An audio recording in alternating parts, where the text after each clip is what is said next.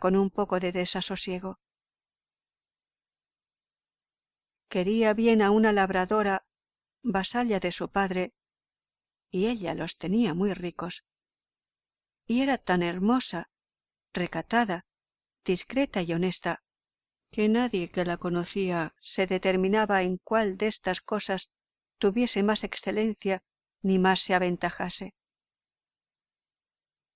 Estas tan buenas partes de la hermosa labradora redujeron a tal término los deseos de don Fernando, que se determinó, para poder alcanzarlo y conquistar la entereza de la labradora, darle palabra de ser su esposo, porque de otra manera era procurar lo imposible. Yo, obligado de su amistad, con las mejores razones que supe y con los más vivos ejemplos que pude, procuré estorbarle y apartarle de tal propósito. Pero, viendo que no aprovechaba, determiné de decirle el caso al duque Ricardo, su padre. Mas don Fernando, como astuto y discreto, se receló y temió de esto, por parecerle que estaba yo obligado, en vez de buen criado, no tener encubierta cosa que tan en perjuicio de la honra de mi señor el duque venía. Y así, por divertirme y engañarme, me dijo que no hallaba otro mejor remedio para poder apartar de la memoria la hermosura que tan sujeto le tenía, que el ausentarse por algunos meses, y que quería que la ausencia fuese que los dos nos viniésemos en casa de mi padre, con ocasión que darían al duque que venía a ver y a feriar unos muy buenos caballos que en mi ciudad había, que es madre de los mejores del mundo. Apenas le oí yo decir esto, cuando, movido de mi afición, aunque su determinación no fuera tan buena, la aprobara yo por una de las más acertadas que se podían imaginar, por ver cuán buena ocasión y coyuntura se me ofrecía de volver a ver a mi Luscinda. Con este pensamiento y deseo, aprobé su parecer y esforcé su propósito, diciéndole que lo pusiese por obra con la brevedad posible, porque, en efecto, la ausencia hacía su oficio, a pesar de los más firmes pensamientos. Ya cuando él me vino a decir esto, según después se supo, había gozado a la labradora con título de esposo, y esperaba ocasión de descubrirse a su salvo, temeroso de lo que el duque, su padre, haría cuando supiese su disparate. Sucedió, pues, que, como el amor en los mozos, por la mayor parte, no lo es, sino apetito, el cual, como tiene por último fin el deleite, en llegando a alcanzarle se acaba, y ha de volver atrás aquello que parecía amor, porque no puede pasar adelante del término que le puso naturaleza, el cual término no le puso a lo que es verdadero amor. Quiero decir que, así como don Fernando gozó a la labradora, se le aplacaron sus deseos y se resfriaron sus ahincos. Y si primero fingía quererse ausentar por remediarlos, ahora de veras procuraba irse por no ponerlos en ejecución. Dióle el duque licencia y mandóme que le acompañase. Venimos a mi ciudad, recibióle mi padre como quien era. Vi yo luego a Luscinda, tornaron a vivir, aunque no habían estado muertos ni amortiguados mis deseos, de los cuales di cuenta por mi mal a don Fernando, por parecerme que, en la ley de la mucha amistad que mostraba, no le debía encubrir nada. Alabéle la hermosura, donaire y discreción de Luscinda de tal manera que mis alabanzas movieron en él los deseos de querer ver doncella de tan buenas partes adornada. Cumplíselos yo, por mi corta suerte, enseñándosela una noche, a la luz de una vela, por una ventana por donde los dos solíamos hablarnos. Viola ensayo tal que todas las bellezas hasta entonces por él vistas las puso en olvido. Enmudeció, perdió el sentido, quedó absorto y, finalmente, tan enamorado cual lo veréis en el discurso del cuento de mi desventura. Y, para encenderle más el deseo que a mí me celaba y al cielo a solas descubría, quiso la fortuna que hallase un día un billete suyo pidiéndome que la pidiese a su padre por esposa. Tan discreto, tan honesto y tan enamorado que, en leyéndolo, me dijo que en sola Luscinda se encerraban todas las gracias de hermosura y de entendimiento que en las demás mujeres del mundo estaban repartidas.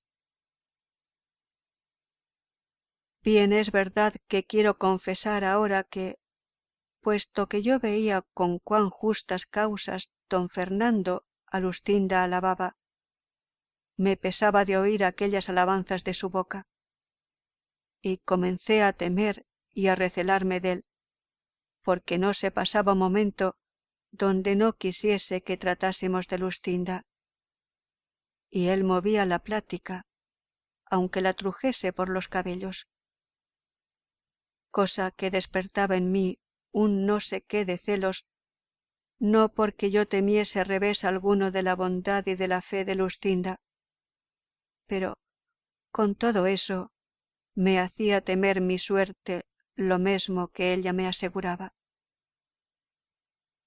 Procuraba siempre don Fernando leer los papeles que yo a Luscinda enviaba y los que ella me respondía, a título que de la discreción de los dos gustaba mucho.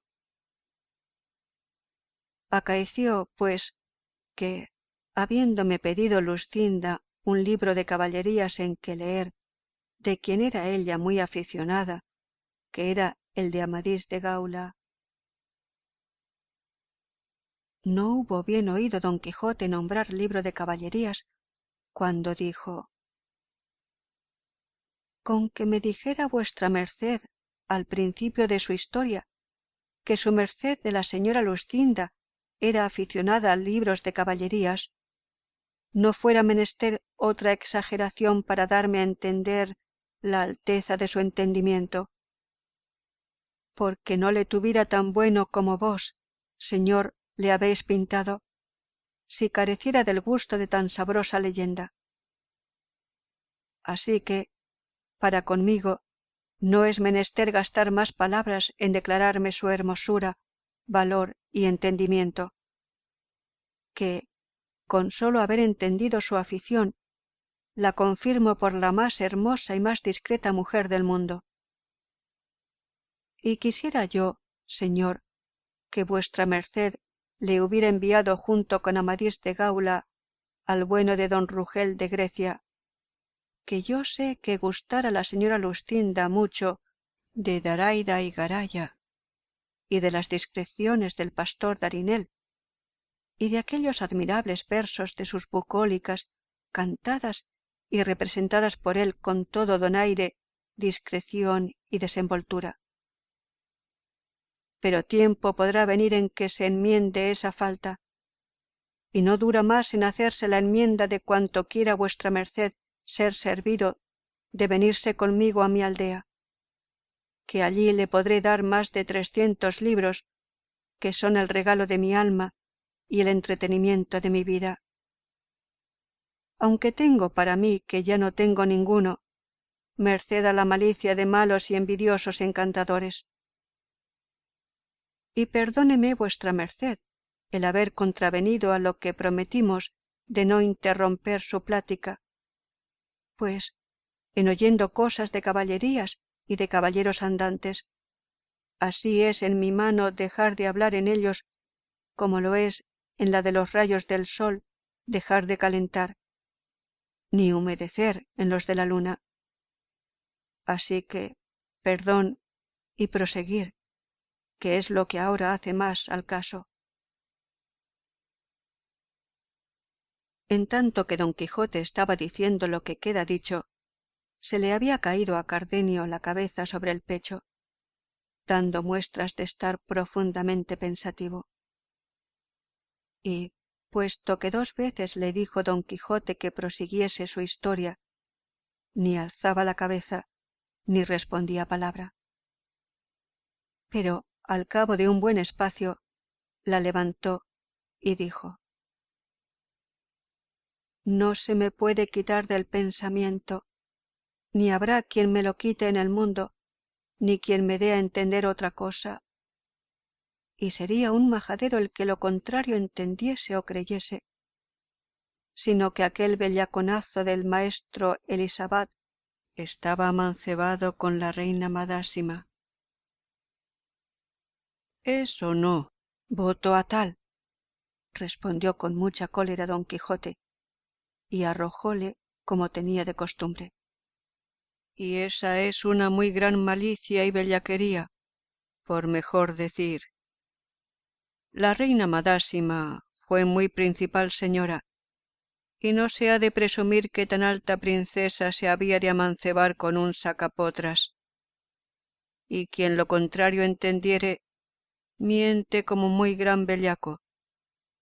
Y yo se lo daré a entender, a pie o a caballo, armado o desarmado, de noche o de día, o como más gusto le diere.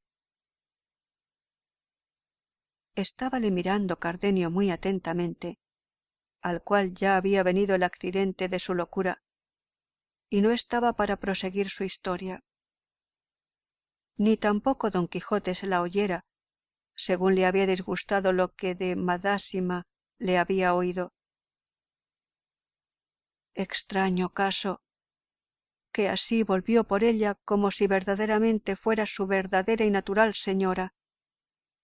Tal le tenían sus descomulgados libros. Digo, pues, que como ya Cardenio estaba loco, y se oyó tratar de mentís y de bellaco, con otros denuestos semejantes, parecióle mal la burla, y alzó un guijarro que halló junto a sí, y dio con él en los pechos tal golpe a don Quijote que le hizo caer de espaldas. Sancho Panza, que de tal modo vio parar a su señor, arremetió al loco con el puño cerrado, y el roto le recibió de tal suerte que con una puñada dio con él a sus pies, y luego se subió sobre él y le brumó las costillas muy a su sabor.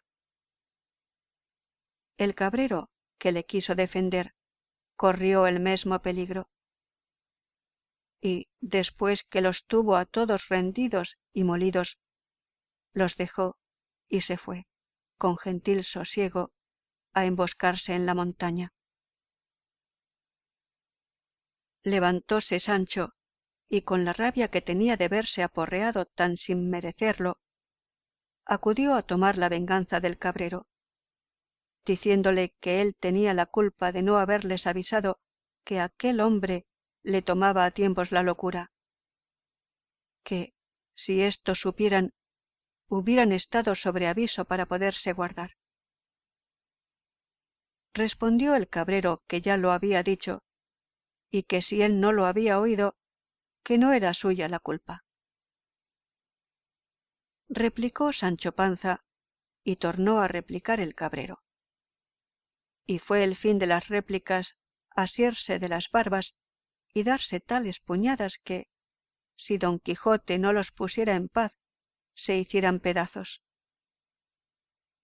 Decía Sancho asido con el cabrero: Déjeme vuestra merced, señor caballero de la triste figura, que en este, que es villano como yo, y no está armado caballero, bien puedo a mi salvo satisfacerme del agravio que me ha hecho, peleando con él mano a mano como hombre honrado.